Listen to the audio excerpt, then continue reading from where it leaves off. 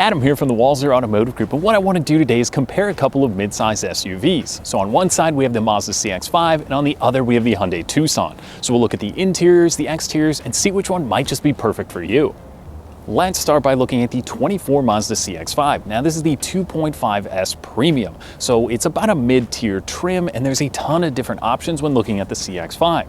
Now this one, obviously, as the name says, is going to have the 2.5-liter four-cylinder engine. That's going to return about 31 mpg on the highway, and every Mazda SUV is going to come standard with all-wheel drive. So it's Mazda's iActive all-wheel drive system, which means most of the time it's going to be at front-wheel drive to help you get the best possible fuel economy, and then if it senses any slipping, the all-wheel drive system will kick in and help you out. So the premium package adds these great looking 19-inch wheels. There's also an LED headlight up front, and these are actually an adaptive LED headlight, so it's going to help you out during the nighttime driving. There's also LED rear tail lights, which gives the vehicle a really cool look. Now this deep blue crystal mica looks really good. Unfortunately, it's not sunny today, so you can't see the color's full potential, but there's a host of different color options when looking at the CX-5. Now, if you want a little bit more get up and go, this also offers a turbo option. So you can go up from about 187 horsepower to just over 227 horsepower, which makes it a little bit more fun to drive out on the open road, but you do sacrifice a little bit in fuel economy. But before we hop inside this, let's hop over to the Tucson. We'll take a look at that exterior. So this is the 24 Hyundai Tucson SEL all-wheel drive. Now this one also has the convenience package in, and the MSRP price is very similar on both. This one is also going to have a 2.5-liter four-cylinder engine, and like I said, the fuel economy does dip a little bit more when you go to the all-wheel drive, but the front-wheel drive model would be very comparable to the Mazda CX-5. Now this one, you'll also find the LED headlights up front, as well as the LED taillights as part of that convenience package, and these cool looking 19-inch wheels. Now this H-Track all-wheel drive system is again going to be great for those Minnesota winters, and the styling, kind of depending on what you're looking for, maybe a little bit more aggressive than the CX-5, but again, there's a lot of different color options and packages when looking at this model. Now this one also does come in a hybrid model, so that's a different option if you're looking for more fuel economy out of a mid-size SUV. You do notice a lot of similarities when you start looking at the two, but let's hop inside that Mazda CX-5, we'll check that interior out. So now we're in the 2.5S Premium, and this is a very luxurious cabin. There's a lot of well-appointed materials in here, and you would be hard-pressed to not think that you weren't in a luxury SUV. Now I love this silver aluminum that runs through the gauges as well as onto the dash here. It looks really nice, and the screen layout is very simple and easy to use. Now there's voice control on the steering wheel, or you have the controller down here, so you can go to your home button. You can use Apple CarPlay as well as Android Auto in this one, and the backup camera is crystal clear in this display.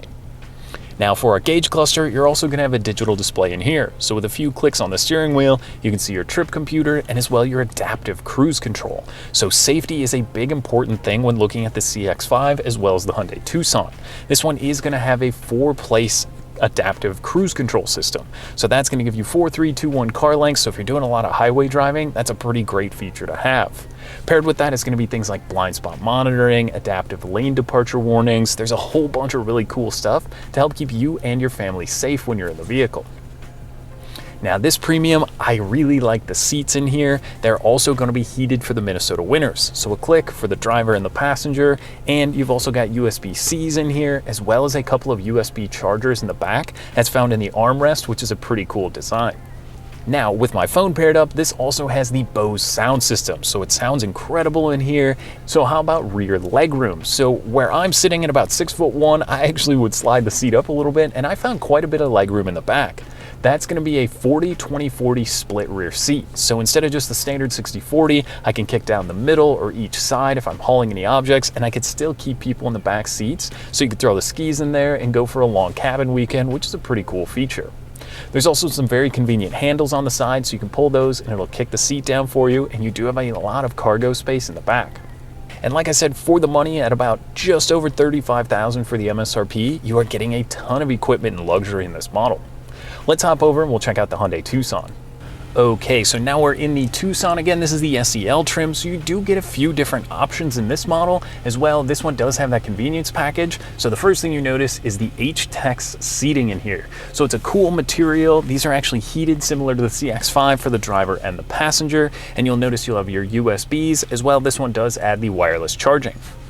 So now in this model with the convenience package, you add the 10.25-inch displays to both the gauge cluster and the infotainment screen. So like I said, this one does come with the navigation and the map screen, or you can use the CarPlay or the Android Auto. And then this one on the other side is going to be your digital readout. So you can kind of go through, see all your pertinent information on there, tire pressure. Again, this one also is going to have the adaptive cruise control, as well as the blind spot monitoring and a few other safety features. So one other thing that's pretty cool in here, we have a little button down below, and when I push that, I can actually pull up my backup camera. So if I'm wondering if something got left behind me, if the kids leave some toys out, you can leave before you back out of your garage, and you can do a straight down view, so you can kind of check out the surroundings around you, which is a pretty nice feature to have, and then click it again, and that'll just go back to your regular infotainment. There's also a few other buttons down here. You have downhill brake control, as well as an auto start stop. You can turn that off if you don't want to use that feature.